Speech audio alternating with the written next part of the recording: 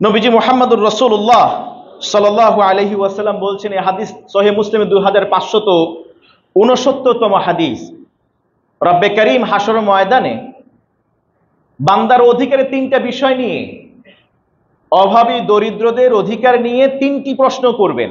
সরাসরি বান্দাকে আল্লাহ তাআলা, মাঝখানে কোনো অনুবাদকারী থাকবেন, আল্লাহ সরাসরি বান্দাকে জিজ্ঞেস করবেন, আমি তো অসুস্থ ছিলাম বান্দা, তুমি আমাকে কেন সেবা শুশ্রূষা করো নাই? আপনারা এই হাদিস জানেন না?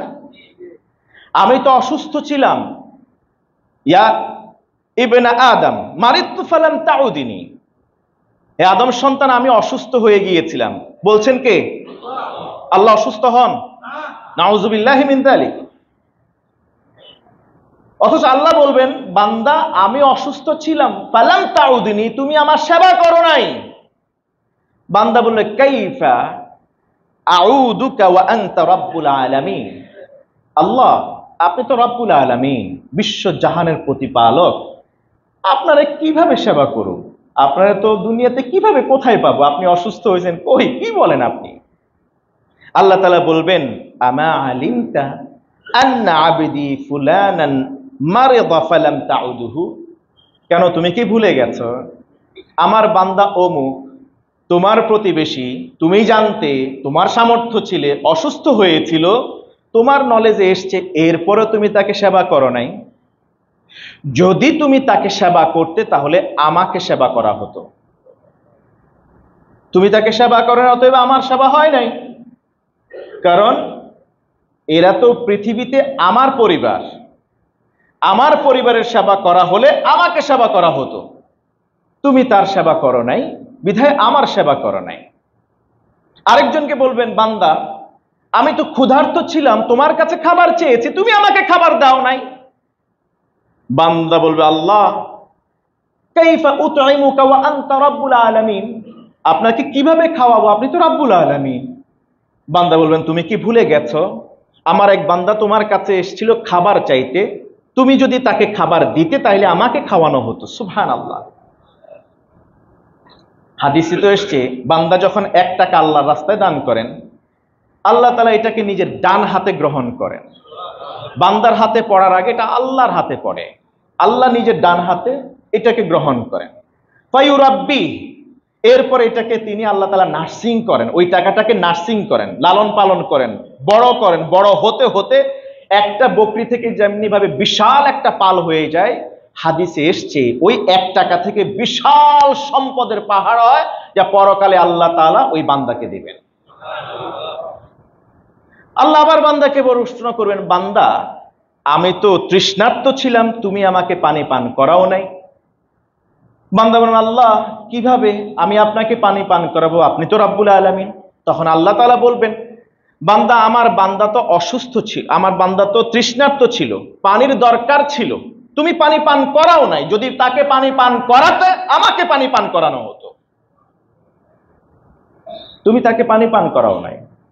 এই জন্য জনগণের মৌলিক যে চাহিদা, এর মধ্যে 3টি চাহিদা। একটা হলো অসুস্থ হলে দেখতে যাওয়া, ক্ষুধার্ত হলে খাবার দেওয়া, তৃষ্ণার্ত হলে তৃষ্ণা মেটানো। যদি আপনি অসুস্থ মানুষের সেবা শুশ্রূষা করেন, সুস্থতার জন্য সহযোগিতা করেন, তাহলে আশা করা যায় আল্লাহ সুবহানাহু ওয়া তাআলা আপনাকে এই পৃথিবীতে যে কোনো ভাবে হোক না কেন, মানুষের সাহায্যে, মানুষের সংস্পর্শে, যেভাবে হোক, আল্লাহ তাআলা আপনাকে যাবতীয় বিপদ বালা মুসিবত থেকে হেফাজত করবে। আজকে আমার ভাই অসুস্থ, কালকে তো আমিও অসুস্থ হতে পারি, তো কালকে আমার জন্য আল্লাহ তাআলা সাহায্য পাঠিয়ে দিবেন। যদি আপনি আজকে খাবার খাওয়ান, ক্ষুধার্তকে অন্ন দেন, হাসরের ময়দানে আশা করা যায় যখন ক্ষুধা লাগবে, প্রচন্ড ক্ষুধা, 50,000 বছর পার হয়ে যাবে, এক ঢোক পানিও জুটবে না, প্রচন্ড ক্ষুধার সময় যখন মানুষ খাবার চাইবে, লাআকিলুনা মিন যাক্কুম, ওই খাবারটা যেন ঝাক্কুম গাছের পাতা অথবা ঢাল কাণ্ড না হয়। ফামালিউনা মিনহাল বুতুন, ওই খাবার খাওয়ার পর পেট তো ভরবে না, ওই কণ্টকযুক্ত বৃক্ষের পাতালতা খাইলে এমন অবস্থা হবে, মুখ দিয়ে ঢুকাবে, ওই কাঁটার সাথে পিছনের অংশ দিয়ে, পিছনের রাস্তা দিয়ে সব নাড়ি ভুঁড়ি সহ কাত্তাআত মা ফি বুতুনিহি, পেটের ভিতরকার যা কিছু আছে সবকিছু সহকারে নিচের দিকে নেমে যাবে। আজকে যদি আমি আপনি ক্ষুধার্তকে খাবার দেই, হাসরের ময়দানে আল্লাহ সুবহানাহু ওয়া তাআলা আমাকে আপনাকে জান্নাতে তার প্রতিবেশী হিসেবে খাবার দিবেন। আপনি যদি তৃষ্ণার্ত ব্যক্তিকে পানি পান করান, সুযোগ যদি থাকে, আশা করা যায় হাসরের ময়দানে আল্লাহ তাআলা নবীজি সাল্লাল্লাহু আলাইহি ওয়াসাল্লামের হাতে আপনাকে পানি পান করাবেন, হাউজে কাউসারের পানি। আর যদি আমি আপনি আজকে সামর্থ্য থাকা সত্ত্বেও তৃষ্ণার্তের মুখে পানি তুলে না দেই, এমনও তো হতে পারে হাসরের ময়দানে যেই পানি আমাদের চোখের কান্নার কারণে গড়িয়ে পড়বে আর চোখের পানি শুকিয়ে এক পর্যায়ে রক্ত প্রবাহিত হবে, ইভেন আমাদের শরীরের যে ঘামগুলি যেখানে নদী হয়ে যাবে, ওয়া ইন জারাত সাফিনাতুন লা জারাত, নবীজি সাল্লাল্লাহু আলাইহি ওয়াসাল্লাম বললেন ওই চোখের পানি, চোখের রক্ত আর শরীরের ঘাম মিলে একসাথ হয়ে নদী হয়ে যাবে। সেই নদীতে যদি নৌকা চালিয়ে দেয়া হয় তাহলে সেই নৌকা পর্যন্ত চলতে থাকবে। আজকে বানভাসী বন্যাভাসী যারা আছে, বন্যার্ত যারা আছে, তাদের সুমিষ্ট পানির দরকার। যদি আমরা এগিয়ে আসি, হতে পারে আল্লাহ তাআলা হাউজে কাউসারের পানি পান করাবেন, হাসরের ময়দানে তৃষ্ণা নিবারণ করবেন। ফালা ইয়াজমাউ হাত্তা ইয়াদখুলাল জান্নাহ, জান্নাতে যাবার আগ পর্যন্ত আর তৃষ্ণা লাগবে না। ইভেন জান্নাতে গেলে আল্লাহ সুবহানাহু ওয়া তাআলা নিজের হাতে, আল্লাহ তাআলা নিজে সার্ভ করবেন বান্দাকে শরাব। সাকাহুম রাব্বুহুম শারাবান তাহুরা, আল্লাহ তাআলা নিজে আতিথেয়তা করবেন। সেটা হতে পারে জান্নাতে আদনে, শুরুতে যেটা বললাম জান্নাতে আদন, যেটা আল্লাহ নিজের হাতে বানিয়েছেন, এবং সেখানে সংকীর্ণ মনা। এখন মানুষের প্রয়োজন, আপনি যদি সেটা অভাব মেটাতে যদি এগিয়ে না আসেন, তাহলে মনের বখিলতা, কৃপণতা। আর জান্নাতে আদনে যারা আল্লাহর প্রতিবেশী হবে, বখিলদের অন্তত ওইখানে জায়গা হবে না। আপনি যদি এগিয়ে না আসেন, এমনও তো হতে পারে যে হাসরের ময়দানে তৃষ্ণার্ত অবস্থায় আল্লাহর কাছে আপনি পানি চাইলেন। কোরআনে এসছে ইউস্তা মিম মাইন সাদিদ, পুজের পানি দেয়া হবে, পুজ, রক্তের পানি দেয়া হবে। ইভেন আপনাকে মিন কালালিবিল হাদিদ, জ্বলন্ত লোহার কড়াইতে উত্তপ্ত করে পানি পান করতে দেয়া হবে। যখন আপনার মুখের কাছে নিয়ে আসবে, দানাত মিন উজুহিহিম, চেহারার কাছে নিয়ে আসলে উপরের ঠোঁট উল্টাতে উল্টাতে মাথার মাঝখান পর্যন্ত চলে যাবে, নিচের ঠোঁট খসে পড়তে পড়তে নাভির নিচ পর্যন্ত চলে যাবে। সেই দৃশ্য, সেই মহা বিপদ তো সামনে রয়েই গেছে আমাদের। অন্তত সেখান থেকে বাঁচার জন্য হলেও, যেহেতু আমি বলেছি সহিহ মুসলিমের 2569তম হাদিস বলছে আল্লাহ তাআলা স্পেসিফিক মানুষের পানির দরকার হলে পানি নিয়ে প্রশ্ন করবেন, খাবার ক্ষুধার্তদের ক্ষুধা নিয়ে প্রশ্ন করবেন, অসুস্থকে সেবা না করা নিয়ে আল্লাহ তাআলা প্রশ্ন করবেন। অন্তত এই তিনটা বিষয় এখন মানুষের, বাংলাদেশের মানুষের খুব প্রয়োজন। এই সময় এগিয়ে আসা আমাদের দরকার। আমরা পারবো তো ইনশাআল্লাহ? আমরা সাহায্য করতে পারবো তো ইনশাআল্লাহ? আমরা তো পরস্পর ভাই ভাই। ইন্নামাল মুমিনুনা ইখওয়া, আমার আপন মায়ের পেটের ভাই যদি কখনো অসুস্থ হয়, আমি কি বসে থাকি? আমি তো আমার সর্বস্ব নিয়ে ঝাঁপিয়ে পড়ি। কিন্তু মায়ের পেটের ভাইয়ের চেয়েও তো ঈমানি ভাই আরো বেশি জরুরি, আরো বেশি গুরুত্ব রাখে। আমরা গত জুমাতে আপনাদেরকে বলেছিলাম যে আপনারা বানভাসী মানুষদের জন্য সাহায্যের জন্য হাত বাড়িয়ে দিবেন। এই জুমায় আপনাদের দেওয়ার কথা ছিল, মনে আছে তো না? আমরা এখন 5-10 মিনিটের মধ্যে আমরা কিছু কালেকশন করব ইনশাআল্লাহ তাআলা। তবে কালেকশন চলাকালীন যে বিষয়টা পরিত্যাজ্য, সেটা হলো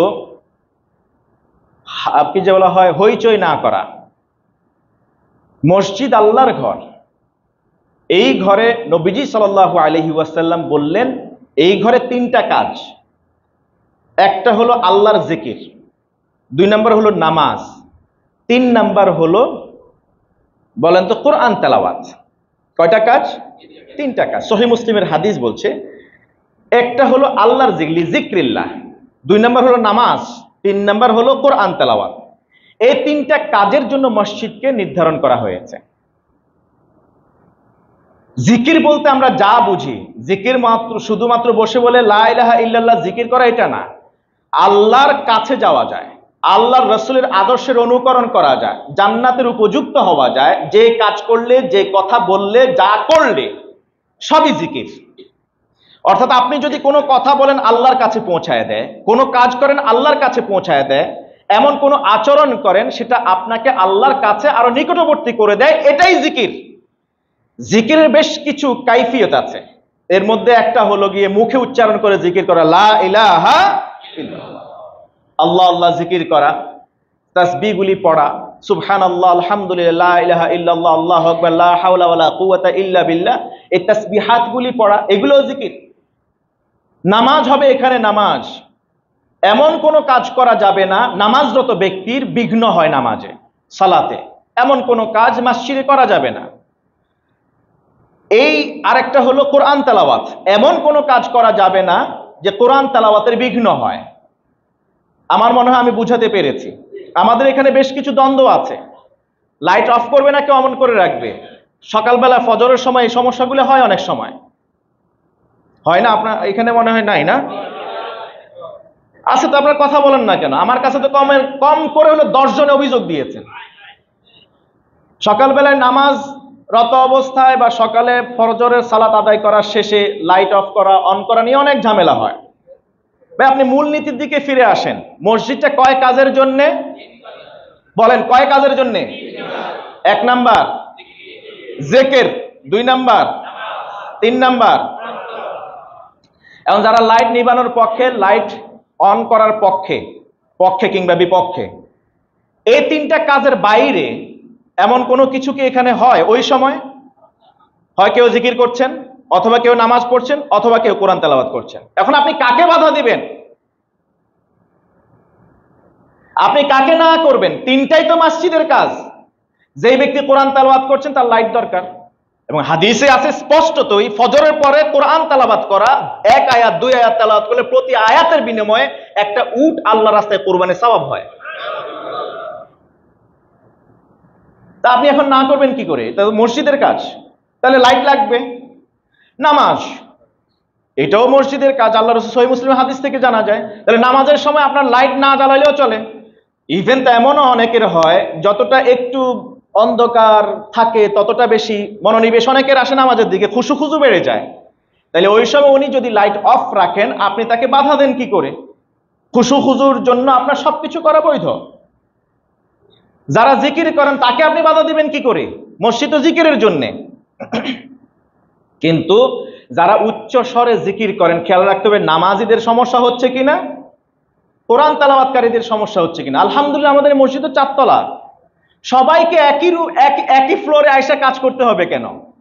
আমার কথা হলো, যারা জিকির করেন তাদের এই নিচতলা, যারা নামাজ পড়েন তারাও নিচতলা, যারা কোরআন তেলাওয়াত করেন তারাও নিচতলায়। আপনি যদি সত্যিই আল্লাহমুখী হতে চান, আল্লাহর প্রিয়ভাজন হতে চান, আপনি আরো সন্তর্পণে চলে যাবেন। এগুলো সব হলো নফল ইবাদত, যত গোপনে করবেন তত সওয়াব বেশি। এবার আপনি যদি জিকির আপনি করতে চান, তাহলে আপনি 4 তলায় চলে যান না, আপনি আপনার গ্রুপ নিয়ে 4 তলায় যান, সেটা তো ফাঁকা আছে, বরং ওখানে আপনার কোনো ডিস্টার্ব হবে না, আপনি আরো সুন্দরভাবে নিবিড়ভাবে জিকির করতে পারবেন। ওইটা অন্যদের বিঘ্নের কারণ হবে না। আপনি কোরআন তেলাওয়াত করবেন, হয় নিচতলায় করেন, নিচতলায় যেহেতু সবসময় নামাজের জন্য বেশি নামাজ হয় নিচতলায় বেশি, তাহলে কোরআন তেলাওয়াত করলে আপনি 2 তলায় চলে যান, 3 তলায় যান, ওইখানে আপনি লাইট সব জ্বালায় রাখেন। আমি আশা করি মসজিদের কেউ বাধা দিবেন আপনাকে লাইট জ্বালায় রাখলে ওই সময়। এই দ্বন্দ্বগুলি আমরা অযথা, ওই যে বললাম আজকের আলোচনায়, অন্তরটাকে আরো প্রশস্ত করতে হবে। অন্তরটাকে আরো প্রশস্ত করতে হবে, শুধু অর্থের কারণে নয়, শুধু অর্থের দিক থেকে নয়, বাকি সব দিক থেকে আপনাকে ওয়াসাআত আনতে হবে, আপনাকে আরো ওয়াইড হইতে হবে। আল্লাহ তাআলা আমাদেরকে বুঝে আমল করার তৌফিক দান করুন। আমাদের স্বেচ্ছাসেবকগণ আছেন, আপনারা দাঁড়িয়ে যান, দাঁড়িয়ে গিয়ে কালেকশনগুলি করুন, একটু দ্রুত করবেন।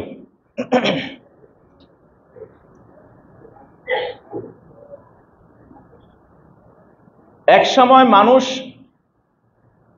ত্রাণ চুরি করত, কথা বলে না? এক সময় মানুষ মানে তথাকথিত মানুষ আর কি, দায়িত্বশীল মানুষ, ধরেন না সহজে বলি মেম্বার চেয়ারম্যান থেকে শুরু করে ত্রাণ আসতো হতদরিদ্রের জন্য, মাগার নিজেরাই ত্রাণ মাইরা দিত। আর এখন ত্রাণ কে কত দিতে পারে এটার প্রতিযোগিতা চলছে। আলহামদুলিল্লাহ বলেন।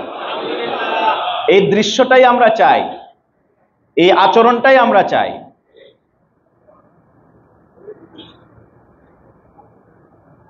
সবাই দিবেন, কেউ বাদ যাবেন না।